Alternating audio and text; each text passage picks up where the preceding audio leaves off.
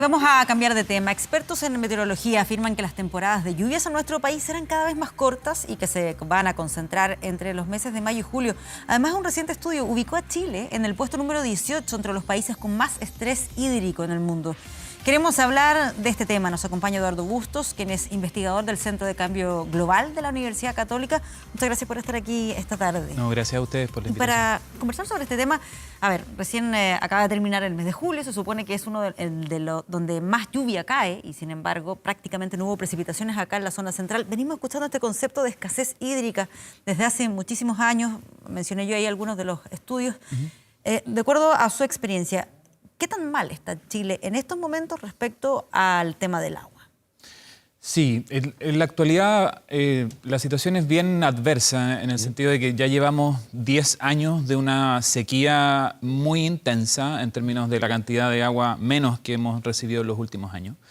Además de estar muy extendida en el territorio, es una sequía que ha afectado desde prácticamente la cuarta región, el límite norte de la cuarta región, del Copiapó, sur de la tercera, hasta la octava, novena, incluso décima región. Entonces, es un fenómeno de escasez, de disminución en las precipitaciones muy fuerte que hemos visto, como te decía, en estos últimos 10 años, que nos tiene en términos promedio cerca de con un 30% de precipitación en la zona central respecto a un año normal y que en particular este año nos tiene con un déficit en torno al 70% de lluvia respecto a un año normal.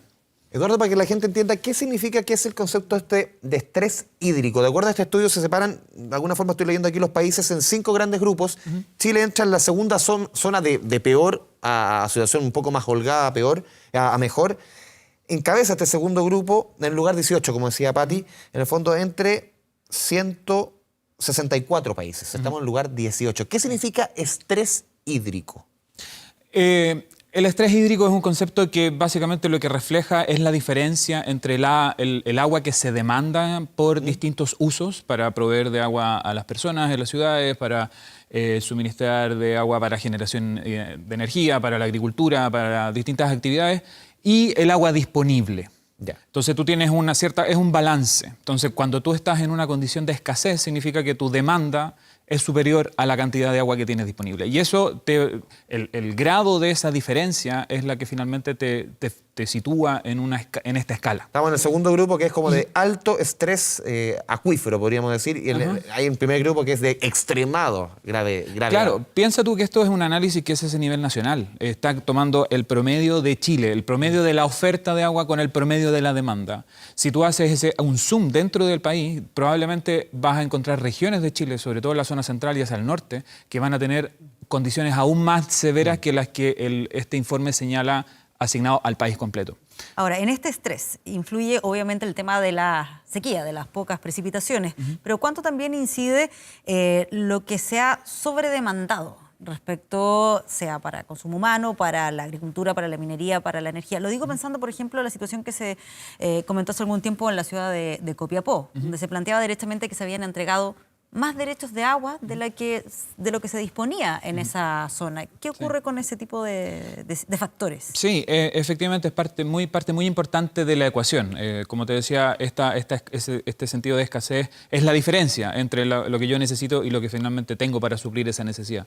Entonces, es ahí donde, por distintas razones, por el marco regulatorio, por el desarrollo económico y el modelo de crecimiento que ha tenido Chile, fuertemente enfocado a la explotación de recursos naturales que tienen una vinculación muy directa con el agua, sector forestal, sector agrícola, hidroelectricidad, minería, agricultura, etcétera, están todos muy ligados y han tenido un crecimiento muy importante desde la segunda mitad de los 80 hasta la actualidad. Entonces, hay una demanda creciente que se contrasta con, lamentablemente, una sostenida disminución de manera muy marcada en el último tiempo. Claro, en el fondo mi duda es, ¿se le puede echar la culpa solamente al tema de la falta de precipitaciones o también tenemos un marco regulatorio que permite una sobreexplotación, una sobredemanda? Es una combinación de los dos factores que llevan a que al día de hoy estemos en una situación bastante crítica, y es por eso, y ese contexto, el que nos invita a revisar justamente estos dos componentes. ¿De qué manera? Por una parte, se revisan los mecanismos en los cuales se entregan los derechos, se hace el otorgamiento de los derechos, cómo se están siendo utilizados esos litros o esos metros cúbicos por segundo en distintas actividades en este contexto de escasez. Y por otro lado, pensar de manera bastante profunda las soluciones para poder generar una mayor oferta, una mejor disponibilidad de agua. Y es ahí donde, por ejemplo, estrategias de infraestructura verde, protección de los humedales. ¿Cómo se está discutiendo a tu juicio, Eduardo? Es muy importante. ¿Cómo se está discutiendo? Justamente ahora lo hemos visto en insertos en los diarios, empresarios que manifiestan su preocupación por los derechos de agua que ellos tienen, que los podrían perder, hablan de certeza jurídica. ¿Cómo se está llevando este tema de los derechos de agua en nuestro país? ¿Existe protección al consumo, sobre todo el consumo humano, sobre todo el consumo de la pequeña agricultura? ¿Existe esa protección de aquí a futuro o la legislación es muy laxa? Es un tema bien complejo que como país hemos sido bien poco hábiles en poder resolver. La discusión... ¿Hay muchos intereses creados derechamente? Absolutamente. Yo creo que piensa tú que el Código de Agua se elaboró en un contexto social, económico y ambiental muy distinto. Era una época en la cual había bastante más agua de la que tenemos hoy. ¿Qué año fue eso? El año 80. O sea, otro país. Otro país. Y no solamente en lo sociopolítico, sino que también en temas ambientales. Los recursos naturales. Exactamente. En la presión que había, en la intensidad del uso de esos recursos. Entonces, obviamente que las condiciones han cambiado de manera importante y por lo tanto es importante revisar eso. De qué manera, por ejemplo, somos capaces de asegurar, antes de un elemento como la certeza jurídica de los derechos, la protección del medio ambiente que está constatado en la Constitución y el derecho de agua para las personas. ¿Y se está llevando esa discusión cómo se debe? Que son prioritarios superiores al derecho de propiedad, por ejemplo, del derecho de agua. Entonces, esos son elementos que están en la discusión. En lo particular, desconozco, o sea, nos ha costado el poder encontrar esa solución. Hay intereses de distinto tipo que obviamente que frenan y impiden que esta discusión avance en la velocidad que necesitamos. Estamos viendo cómo estos últimos años, de manera bastante sostenida, estos temas, estos titulares, son cada vez más frecuentes. Claro, es que hay distintas interpretaciones sobre la norma. Hay quienes consideran que eso está asegurado, que la prioridad al consumo humano, y otros que dicen que no, que tenemos uno de los sistemas más privatizados del mundo. A tu juicio, ¿cómo es nuestra norma? ¿Efectivamente resguarda que la prioridad sea el consumo humano? Hasta el momento lo que se ve, no. Piensa tú que en los últimos 5 años, Chile en este contexto de sequía, ha destinado por ejemplo, utilizar una figura legal que existe, que es la expropiación de los derechos de agua, ha destinado, y para fortalecer sistemas de provisión de agua potable, no en las grandes ciudades, que probablemente están bien abastecidas, sino que sobre todo en el contexto rural y en regiones, el Estado ha destinado muchos recursos para proveer de agua a través de sistemas de camiones aljibe. Y eso... muy probablemente la causa de ese mal uso de esos recursos o ese uso ineficiente de esos recursos sea por no generar las modificaciones adecuadas en este marco regulatorio que aseguren la provisión de agua potable en ese tipo de contextos, por ejemplo. Es necesario revisar ese marco para poder generar, como te decía, provisión de agua para las personas y conservación de los ecosistemas. Es que es un tema que suena como a discurso ecologista de los 70, pero hay que entender, por ejemplo, que la calidad de agua que pasa por el río Maipo, que cruza acá la región metropolitana, de donde tomamos agua parte importante de la población de Santiago, depende de, por ejemplo, ecosistemas en cordillera que son capaces de retener sedimentos, disminuir la carga de sedimento en el río, cosa de que las captaciones que van para las plantas de agua potable tengan la calidad suficiente para satisfacer la demanda de la ciudad. O la protección de cuerpos de hielo, que son los que entregan agua en los periodos de mayor escasez.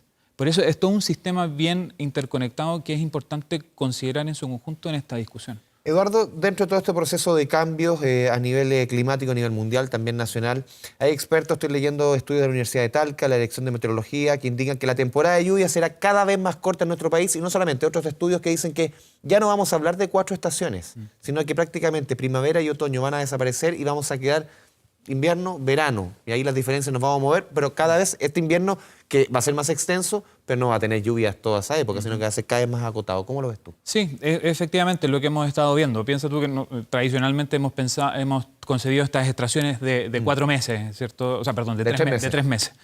Y un invierno donde efectivamente se concentran la mayor cantidad de lluvias de 3 meses. En este periodo de sequía, y lo que es más preocupante, de manera consistente con los escenarios futuros de cambio climático, la cantidad de agua total y por tanto los eventos de precipitación se reducen. Y es lo que hemos visto y lo que efectivamente releva el grupo de investigación de la Universidad de Talca. Por lo tanto, tienes menos eventos de precipitación, menos cantidad total de agua caída, pero lo que es importante también es que estos menos eventos pueden ser más intensos. O sea, cae mayor cantidad de agua por episodio de lluvia.